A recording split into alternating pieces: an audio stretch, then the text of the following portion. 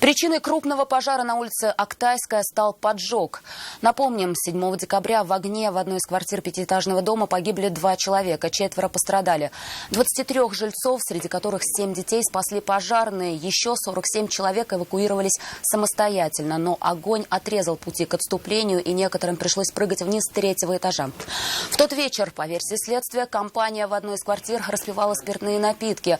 В какой-то момент они поругались и выставили за дверь 31-летнюю подругу. Та, разозлившись, собрала по подъезду вещи, сложила их у двери, за которой находились обидчики, и подожгла. По подозрению в совершении данного преступления задержана 31-летняя местная жительница, которая ранее привлекалась 6 раз к уголовной ответственности.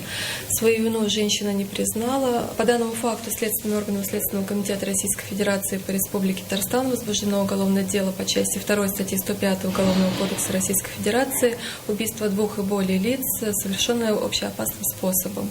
Происшествия и аварии, трагедии, героизм спасателей и сила закона в программе «Вызов 112» на сайте tnv.ru и на YouTube-канале ТНВ. Подписывайтесь.